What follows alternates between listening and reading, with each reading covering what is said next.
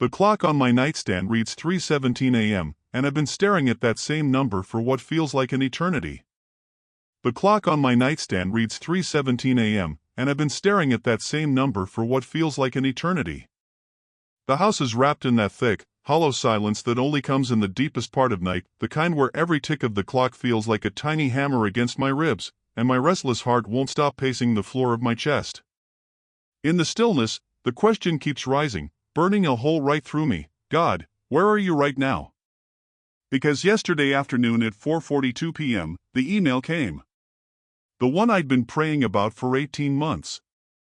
The job that felt like it had my name written all over it. The opportunity that every single person in my life said was such a God thing. And then the email said, "We regret to inform you." 3 lines. That's all it took to dismantle 18 months of hope. 3 lines and a "We wish you the best in your future endeavors." So here I am at 3:17 in the morning on a Monday, the start of a new week that was supposed to be my fresh beginning, and instead I'm sitting in my apartment, feeling like the only person awake in the entire world. And let me be real with you for a second, I have never felt more alone than I do right now. But right now, sitting in this dark room with a cold cup of coffee and a rejection email that feels like a closed fist around my heart. Because what I'm really wrestling with isn't theology. It's the raw, bleeding question that I'm almost afraid to say out loud. Did I miss it?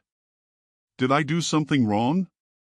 Did I waste 18 months of my life believing for something that was never actually meant for me? I've asked God so many questions tonight. I've opened my Bible 3 times and closed it without reading a single verse because every promise I used to cling to suddenly feels like it belongs to someone else. Someone more spiritual. Someone who prays harder. Someone who didn't just get rejected from the thing they were so sure God ordained. And maybe you know this feeling. Maybe you've been here too, awake at an hour when the whole world is asleep, replaying the disappointment on a loop, wondering if your faith has been built on wishful thinking instead of actual truth. Maybe you've stared at your ceiling and whispered the same desperate words, "Lord, I thought this was from you. I thought you opened this door. I thought you told me to walk toward this.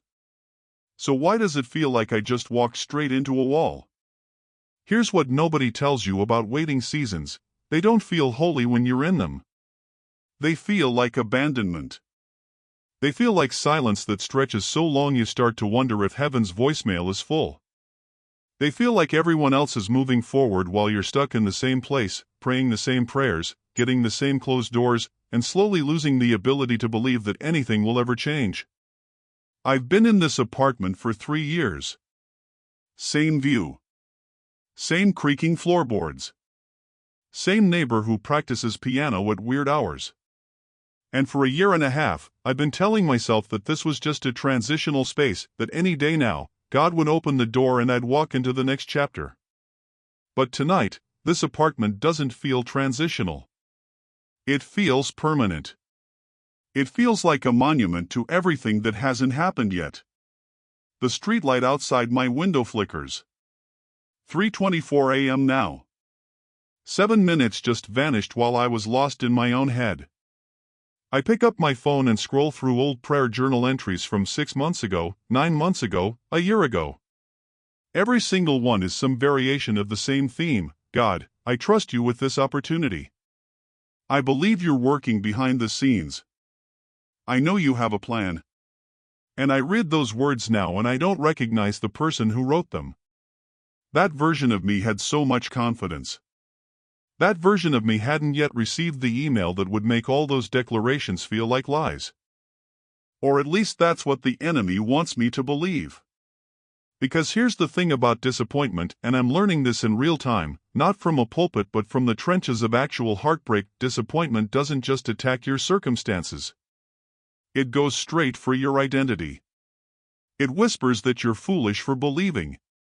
It tells you that your faith was naive. It rewrites your history so that every moment of hope looks like a setup for humiliation. And that's exactly where I am right now. Caught between what I believed and what I'm seeing. Between the God I've known and the silence I'm hearing. Between the promises I've stood on and the reality that's staring me in the face at 3:27 in the morning. I think about all the people who told me this was a sure thing.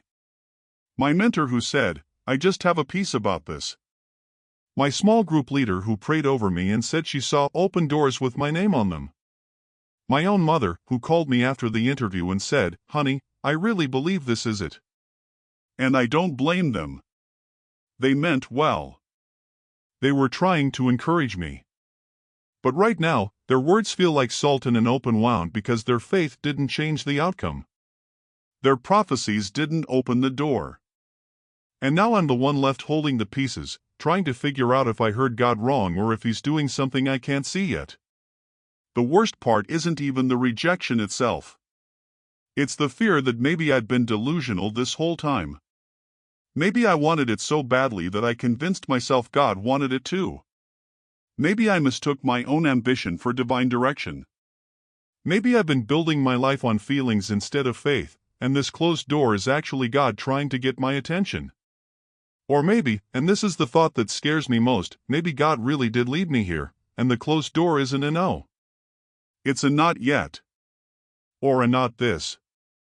Or a I have something better that you can't see right now. I don't know which one it is. And that's the hardest part of faith, isn't it? Not knowing. Living in the gap between the promise and the fulfillment. Walking through days and weeks and months when nothing makes sense and every sign points to failure and you have to decide whether you're going to trust what God said or trust what you see. Right now, at 3:31 a.m., I'm not doing a great job of trusting. 3 weeks after that 3:17 a.m. breakdown, I started noticing things I'd been too blind to see. When I stumbled on a thread from my friend Marcus. 18 months ago, he'd called me out of nowhere, said he was starting a nonprofit and needed someone with my exact skill set to volunteer a few hours a week.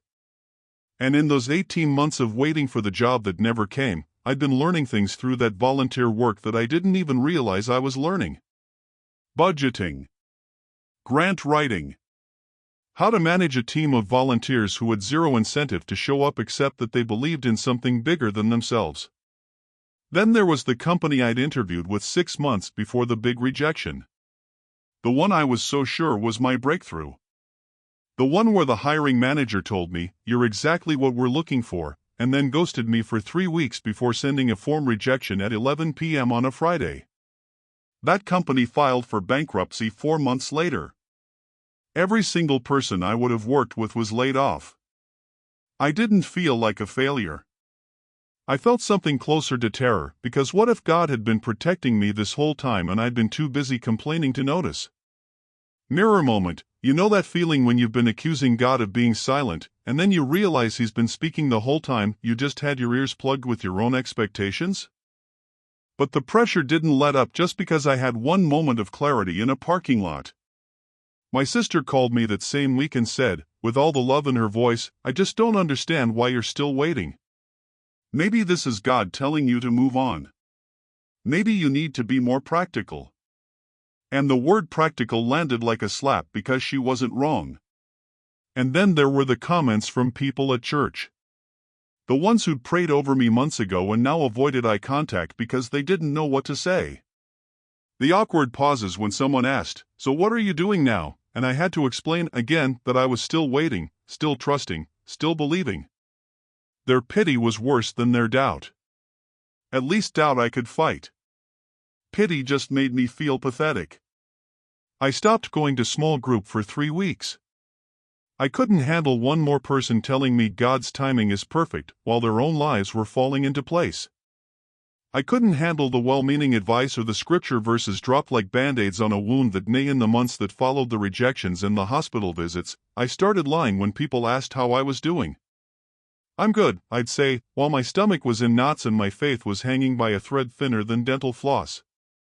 The silence between those words became a canyon, and I felt myself drifting further from everyone who meant well but couldn't possibly understand. And then came the night that changed everything. I was in my apartment, the one I was about to lose if I didn't find income soon, and I was praying. But it wasn't the kind of prayer you hear about in church. It wasn't eloquent or faith-filled or even respectful. It was ugly. It was me on my bathroom floor at 1 a.m., tears and snot everywhere, saying things to God I'd been too afraid to say out loud. I don't understand what you're doing. I don't understand why you gave me those promises if they were just going to make me look stupid. I don't understand why I'm still here, still waiting, still hoping, when every sign says it's over. If you're real, and right now I'm not even sure I believe that, but if you're real, I need you to show me something. Anything. Because I can't keep doing this. And in that moment of absolute desperation, when I had nothing left, no pride, no pretense, no polished faith, a verse I'd read 100 times came back to me. Not as a nice thought. Not as a Sunday school memory. But like someone had spoken it directly into my chest. Revelation 3 verse 8. See, I have placed before you an open door that no one can shut. And I sat there on that cold bathroom floor, and I realized something that made me physically stop crying. I had been staring at a door I wanted God to open.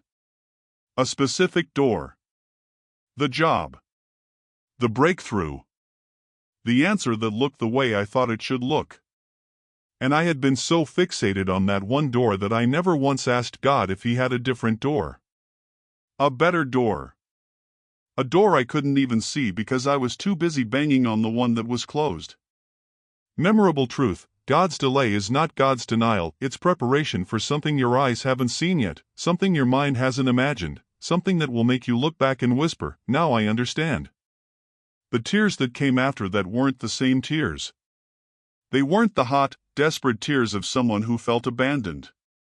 They were the quiet, humbling tears of someone who realized they'd been trying to be the author of their own story. I had put God in a box. I had decided what the answer should look like, when it should come, how it should arrive. And when it didn't match my blueprint, I accused Him of being unfaithful. I stayed on that floor for another hour, not asking for anything, not demanding answers, just sitting in the silence of my own humility. And for the first time in 18 months, the silence didn't feel like abandonment. It felt like an invitation. Because here's what nobody tells you about waiting seasons: they're not just about the thing you're waiting for. They're about who you're becoming while you wait. And I had been so focused on the door I wanted that I missed the person God was shaping me into, someone with deeper roots, someone who knew what it felt like to trust without seeing, someone who could finally stop performing faith and start living it. But even with all of that revelation, I still had one question burning in my chest. If the door I wanted wasn't the door God had for me, where was the real door? How do you recognize an open door when you've spent so long staring at a closed one? And what do you do when you're not even sure you trust your own ability to hear God anymore? And then I did something I'd never dared to do before. And I wrote down every single door that had closed in the last 18 months. Every rejection email. Every "we've decided to go another direction." Every silence that felt like a no. The job I was sure God had promised me. The opportunity that looked perfect on paper. The connection I thought would be my breakthrough. The timeline I had penciled into my calendar like it was already done. And then I did what I'd never dared to do before. I laid my hands flat on that list, right there at my kitchen table at 6:42 a.m. while my coffee went cold, and I prayed the most terrifying prayer of my life. God, I surrender my blueprint. Every door I thought you should open, I release it. Every timeline I created, I let it go. Every expectation I held onto tighter than I held onto you, I'm laying it down. I don't understand your timing. I don't understand why some doors stayed shut when I was so sure they'd open. But I'm choosing to trust that your closed doors are not rejection, they're redirection. Your silence is not abandonment, it's preparation. And if you never open the door I wanted, I will still believe you are good. Mirror moment: maybe you need to write your own list. Maybe there are doors you've been staring at so long you've forgotten to look for the ones God already opened. But inside me, something tectonic moved. I realized I had been treating God like a vending machine: insert prayer, receive answer, on my timeline, in my packaging. And when the answer didn't drop, I assumed He was broken. I never once considered that maybe the machine wasn't broken, maybe I was asking for something that would destroy me, and He loved me too much to give it to me. Psalm 5 verse 12 says, Surely, Lord, you bless the righteous, you surround them with your favor as with a shield. I'd read that verse dozens of times, but I always thought favor meant getting what I wanted. Favor meant the open door. Favor meant the yes. But sitting there with my coffee-stained notebook and my list of disappointments, I saw something I'd never seen before. The verse doesn't say favor gives us everything we want. It says favor surrounds us like a shield. A shield doesn't just give you things. A shield protects you from things. What if some of those closed doors weren't rejection, they were protection? What if God's favor wasn't giving me the job I wanted, but shielding me from a toxic work environment I couldn't see? What if His silence wasn't punishment, but a shield against a path that would have wrecked my marriage, my health, my faith? Memorable truth: favor isn't always about what God gives you, sometimes it's about what He graciously keeps from you, even when you're begging Him for it. I started a new rhythm after that morning. Instead of checking my email first thing, hunting for answers like a detective looking for evidence that God hadn't forgotten me, I started speaking declarations before my feet hit the floor. God, I trust your timing today. I trust your closed doors. I trust your silence. I believe you are working even when I can't see it. And here's what's wild: my circumstances didn't change overnight. I still didn't have the job. I still didn't have the breakthrough I'd been praying for. But the peace? The peace was different. It wasn't the peace of someone who got what they wanted. It was the peace of someone who finally stopped trying to be God in their own life. It was the peace of surrender, not surrender like defeat, but surrender like a child finally letting their father carry them after insisting they could walk on their own broken legs. I started seeing God in the small things instead of hunting for Him only in the miraculous. In the friend who texted me at exactly the right moment. In the scripture that jumped off the page during my morning reading. In the sunset that painted my living room gold on a Tuesday evening when I felt invisible. In the strength to get out of bed on days when discouragement sat on my chest like a cement block. Section hook: but there's still one question I get asked more than any other, and it might be the question burning in your chest right now too. What do you do when you've surrendered, you've trusted, you've declared, you've prayed, and still nothing changes? What do you do when the waiting doesn't end, when the door stays closed, when the morning comes and the breakthrough still hasn't arrived? Here's what I'm learning, and I'm still learning it, honestly. Some days I believe it with my whole heart. Other days I whisper it through tears, hoping it's true even when I can't feel it. You keep showing up. You keep praying, not the polished prayers of someone who has it all together, but the raw prayers of someone who says, God, I don't understand, but I'm still here. I'm still trusting. I'm still waiting. Not because I'm strong, but because you are. Father, I come to you right now not as someone who has all the answers, but as someone still learning to trust you in the waiting. I admit my fear, the fear that I've been forgotten, like that voicemail I left my dad years ago, the one he never returned, and I still wonder if he ever even listened. I've missed my chance, the way I miss saying goodbye to my grandmother because I thought I had more time, and now that silence is a locked door I keep knocking on. My prayers feel like they hit the ceiling and fall back down, unanswered and cold, like the letter I mailed to my estranged brother that came back unopened, the ink smudged with my own tears. I admit my weakness, the sheer exhaustion of gripping hope with white knuckles when every clock, every closed door, every not yet tells me to let go and walk away. I admit my doubt, the insidious whisper that creeps in at 3 a.m., telling me you're not really good, not really faithful, not really coming through for me, that maybe you're like everyone else who promised to stay and then quietly slipped out of my life. But today I choose to believe that your character is truer than my emotions and deeper than my deepest wounds. I choose to believe that you are working in the invisible, stitching together redemption in places I cannot see, writing a story I cannot yet read even when my visible circumstances stand stubbornly unchanged. I choose to believe that your timing is not slow, it's strategic. Your silence is not cold, it's intentional. Your closed doors are not cruelty, they're kindness I can't yet understand. I surrender my timeline. I surrender my expectations. I surrender the picture in my head of how this was supposed to go.